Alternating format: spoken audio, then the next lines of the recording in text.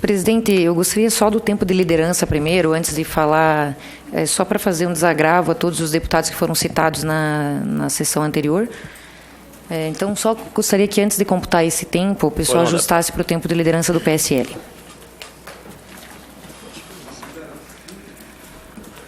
Sim, pode falar, deputado. Eu consigo a prorrogação para Vossa Excelência.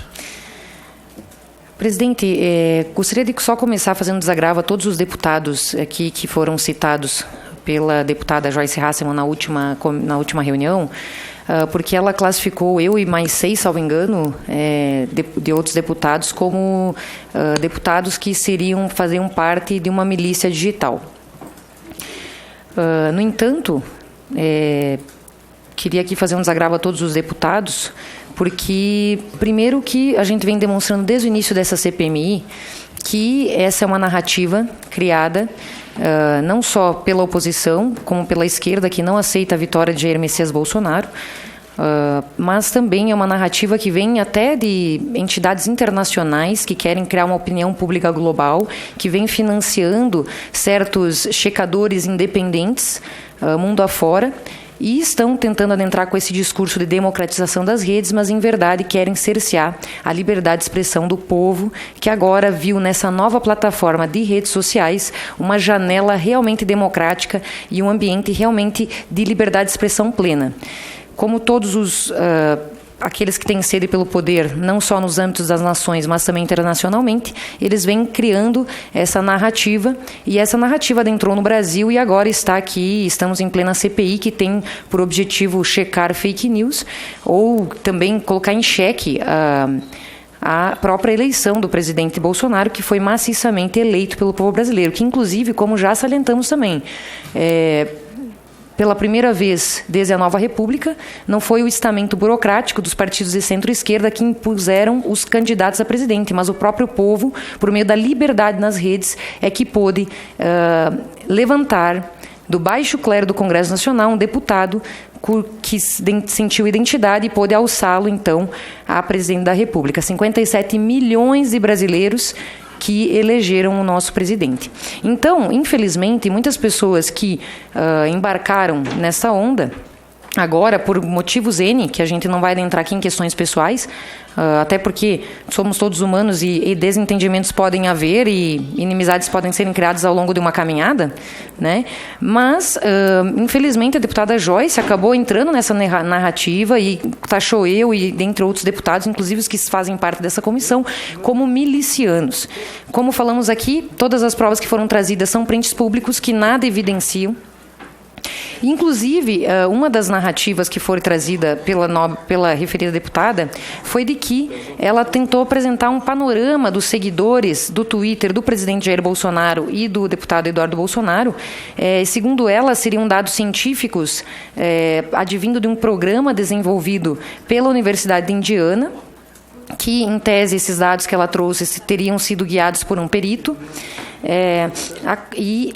O nome desse programa é Borometer, que, na verdade, o que ele traz, quando a gente vai averiguar o que seria esse programa, é um programa que, diariamente, ele tende a aprender padrões e comportamentos, e, com base nisso, ele dá uma probabilidade de a conta ser ou não robô.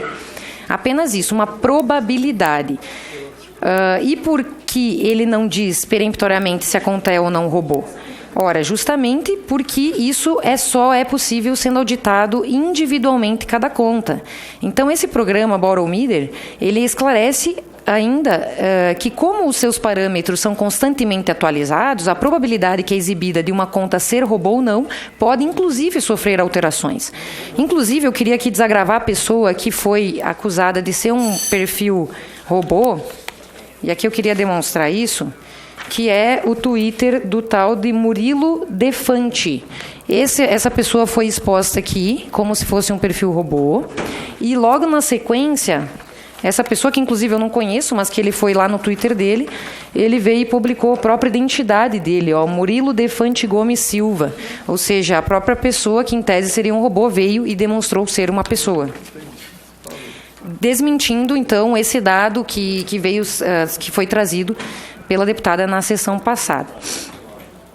Ou seja, Mais uma vez, estamos comprovando que nada passa do que nada mais é do que narrativa e que não é verdade. Inclusive, o exemplo que ela trouxe é inverídico.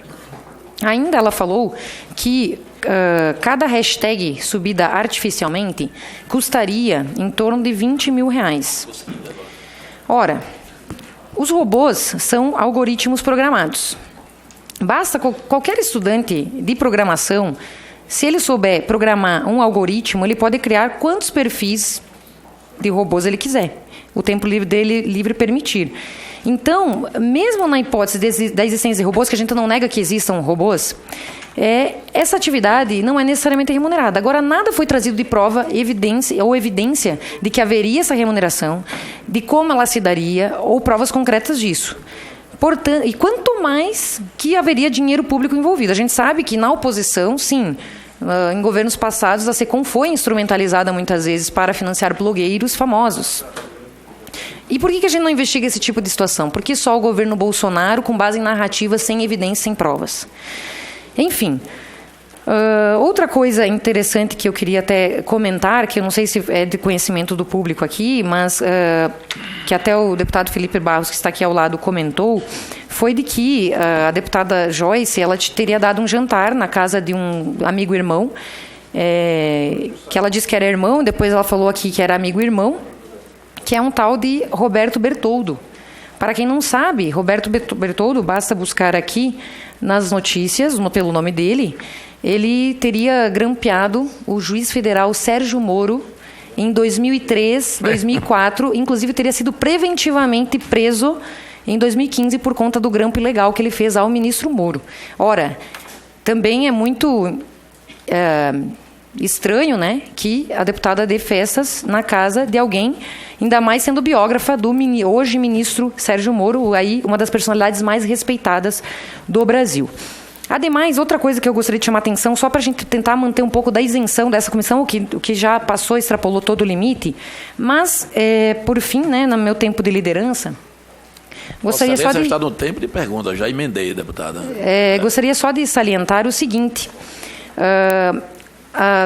A gente quer tentar manter a isenção, inclusive, para fins do parecer final aqui da relatora, mas a relatora, no dia 5 de dezembro, participou de um evento chamado Redes Cordiais, e neste evento, sabe quem que estava? Um dos convocados pela própria relatora, que é o chamado Carlos Afonso, que a gente tanto fala aqui, que é um dos criadores dessa narrativa. Aqui, ó, Carlos Afonso, ou conhecido como Luciano Ayan, estava no mesmo evento com a relatora. Até gostaria de perguntar à relatora que mantesse a isenção. Eu tenho aqui as fotos depois do evento, porque ela mesma convocou ele, dizendo que ele teria feito fake news com relação à vereadora do PSOL. E agora participa de eventos aí sobre fake news com um convocado. Então, para a gente tentar manter no relatório final a necessária imparcialidade, gostaria também de ressaltar isso. Muito bem. Então, agora eu gostaria que começasse o meu tempo de perguntas. Começou há 4 minutos, deputada.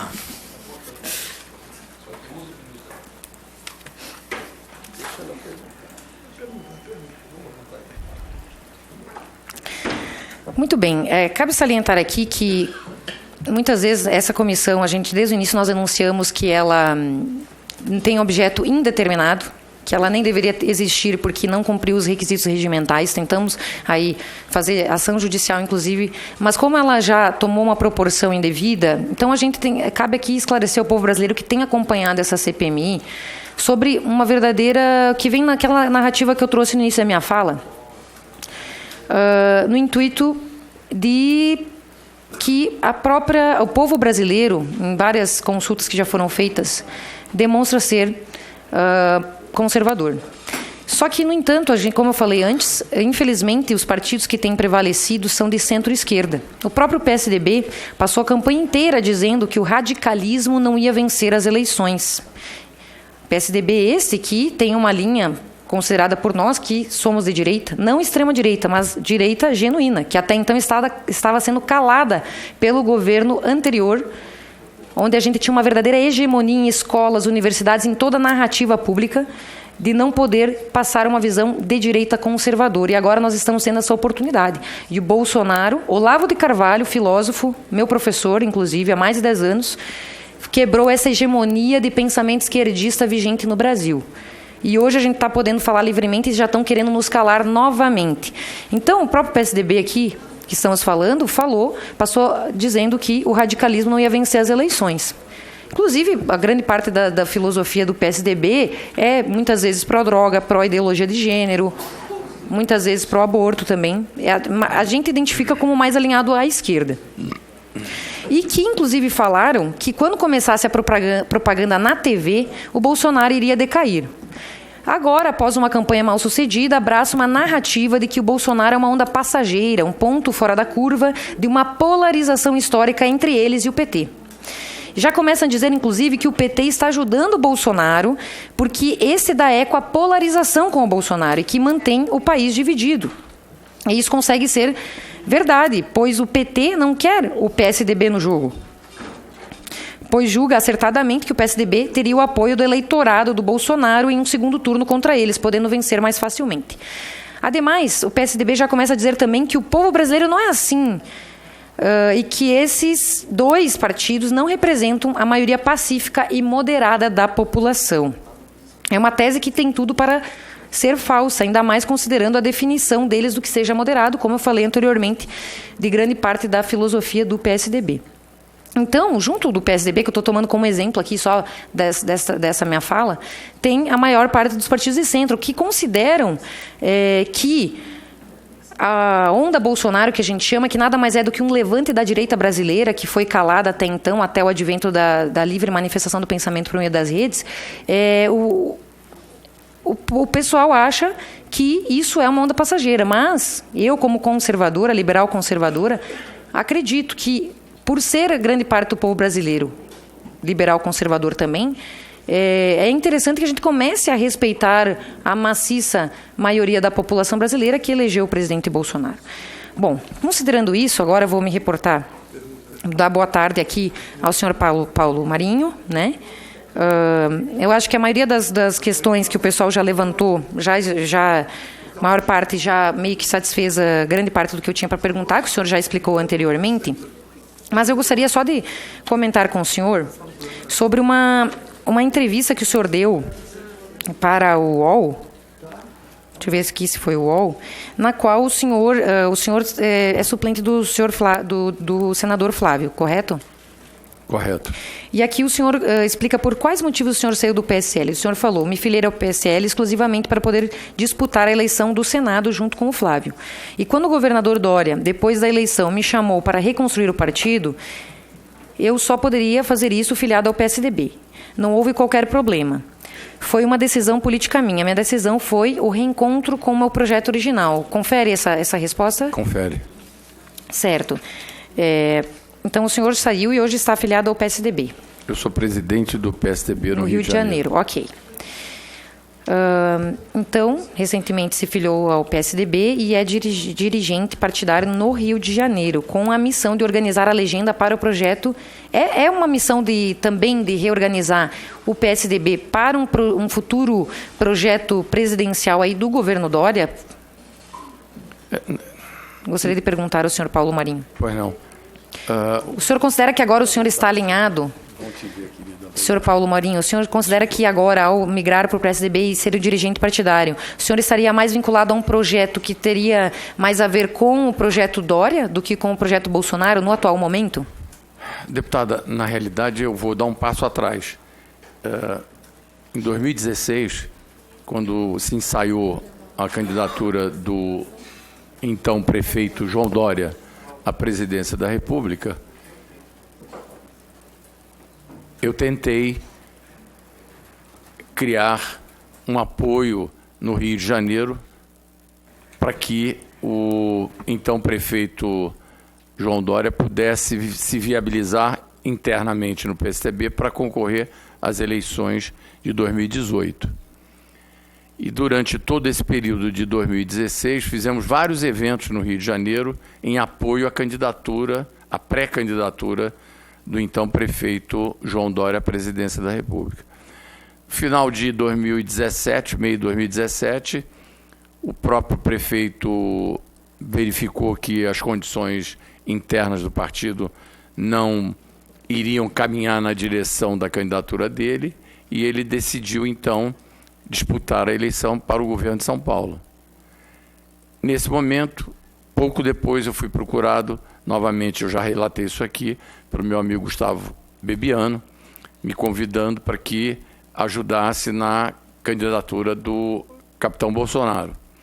E aí tudo começou. Quando terminou a eleição do presidente Bolsonaro, ele já eleito, eu, como não tinha nenhuma identidade com o grupo político estou falando aí do ponto de vista partidário, tá certo? Não é uma questão... A eleição presidencial foi uma outra coisa.